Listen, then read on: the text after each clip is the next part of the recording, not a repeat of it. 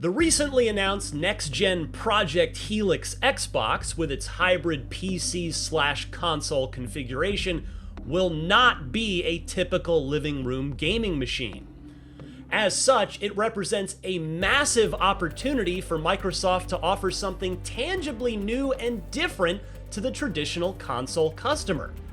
The flip side of that, though, is that it also means that the company's messaging, to both core and casual gamers alike, has to be absolutely on point to avoid confusion and potentially chaos. I bring this up because, unfortunately, Xbox's messaging over the past generation and a half, basically dating back to the Xbox One debacle, has been inconsistent at best. What do I mean by that? Quite simply, it has seemed like every time Team Xbox has gotten a little bit of positive momentum going for it, those tailwinds quickly get undone by a completely unforced error, be it a consumer unfriendly policy change, a hardware or software price increase, a layoff, studio closure, or some other bit of untimely bad news. As longtime listeners of IGN's Xbox Show Podcast Unlocked have heard all too often, I have a name for this phenomenon: stepping on a rake. But this isn't a doom and gloom video. Quite the opposite, in fact. I think Project Helix, which, by the way, I think would work great as its actual name, Xbox Helix. I also liked the following community suggestions I saw: Xbox Duo, Xbox Fusion, and just Xbox. Just reboot it. Anyway, this is a golden opportunity for Xbox to redefine itself. Sony, according to a recent report, is closing ranks and abandoning its months or years later forays into PC gaming, and instead doubling down on the console experience. Nintendo almost certainly is never in a million years going to even consider publishing any of its games on PC. That leaves Microsoft as the lone console maker embracing the growing PC market. And this is where I remind you that the console market isn't growing. Just ask Sony, Nintendo, or Microsoft.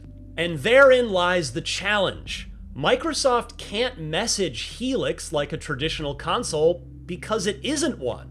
The final design may look like a typical set-top video game playing box, but it's presumably going to be capable of a lot more. As such, it is vital that the Xbox team gets the key strengths of the new box across to core gamers to reignite their enthusiasm for the brand. But they also need to make sure that casual gamers aren't left confused. For instance, assuming the rumors are true and Helix can indeed connect to Steam and other PC storefronts, its most obvious strength will also be, by far, its biggest one. It will be able to play tens of thousands more games than the PlayStation 5 or the future PlayStation 6. Like, it won't even be a contest.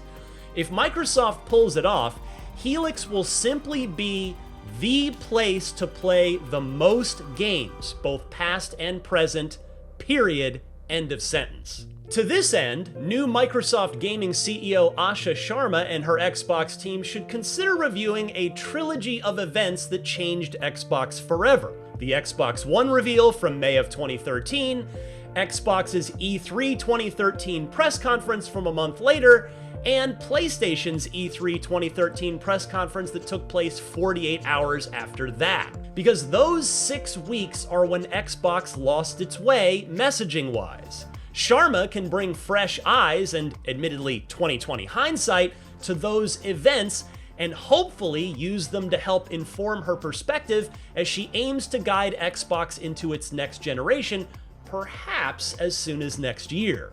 The obvious takeaway from Xbox's grim 2013 is obviously to not repeat the same messaging mistakes. And by the way, here's a nickel's worth of free advice for step 1. Don't give the Helix a name that is easily morphed into an easily mocked abbreviation or shorthand like Xbone. Anyway, Sharma might also see what I've seen in the years since the Xbox One launch. that Microsoft has spent the bulk of that time on its back heels, reacting to the rest of the industry as well as what Xbox customers have been saying or feeling about the brand, rather than proactively professing Xbox's strengths from a position of confidence. Xbox needs to, as the kids would put it, say it with your whole chest. We heard you. A console should be designed and built and optimized for one thing and one thing only: gaming. While we don't yet know any concrete details about Helix and thus what other cool stuff it'll have that'll be worth boasting about, like Quick Resume was on the Xbox Series, for example, let's get back to the clarity needed in selling a console PC hybrid. Microsoft will be pitching this to both console gamers and PC gamers, presumably, and thus unique messaging will be necessary for each group. For console gamers, it's all about Helix being completely additive to your living room gaming experience, presumably with no downside. Even if a player never chooses to make a Steam account or ever play a PC game, the gargantuan catalog of PC games from the past 20 years will nevertheless be right at your fingertips, just a few button presses away. I'd also lean hard into the value aspect of PC gaming as well, namely Steam sales. There is essentially always a great deal to be had on a great game on PC, making Helix the perfect living room gaming device for any budget. It won't just be about the high-priced first-party releases like the ones that Sony will be selling and banking on for PlayStation 6. On the console side of things, the good news is that a steady flow of awesome games is finally here. There are plenty more coming, and they're probably not going to stop, which is a sentence I'm not sure I'd ever get to say again after the Xbox 360 generation. I've hammered on this point before in other videos and podcasts, but it's worth repeating to give Microsoft the credit it deserves. In the past 18 months, Microsoft has published Stalker 2, Call of Duty Black Ops 6 and 7, Microsoft Flight Simulator 2024, Indiana Jones and the Great Circle, Avowed, South of Midnight, Doom: The Dark Ages, Ninja Gaiden 4, Keeper, Grounded 2, and The Outer Worlds 2. And this year, while it's entirely possible that the once-in-a-blue-moon, world-eating juggernaut named Grand Theft Auto 6 might cause at least one of these to bump into 2027, this is Xbox's 2026 lineup: Forza Horizon 6, Fable, Gears of War E-Day, Minecraft Dungeons 2, and Halo Campaign Evolved. Oh, and whatever this year's Call of Duty game is, and given that we're overdue for it to be Infinity Ward's turn, we're likely getting Modern Warfare 4. So the games are there, but what still needs clarity heading into the Helix generation are 1, Game Pass's affordability and value proposition, and 2, exclusivity. On item number 1, Microsoft torched a lot of goodwill towards Game Pass that had been built up over years by greedily raising the price by 50% last year alone,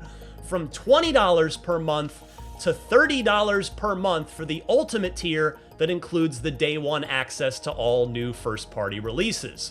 Skipping what was probably an inevitable pit stop of $25 to go straight to $30 when the cost of basic necessities in everyone's lives was also skyrocketing was just, well, I'm not naive enough to believe that a trillion-dollar corporation is going to publicly apologize and lower prices back down to where they were, but what they can do that I think would meaningfully go a long way towards redirecting Microsoft's messaging back in a positive direction would be to rework the middle $15 per month premium tier. I propose an Audible-like voucher system that lets me earn at least one day one new release download for every 3 months I'm subscribed, stackable over the course of the year, so that I've got at least a few big fall releases I can play through my premium sub on release day. It would cost Microsoft nothing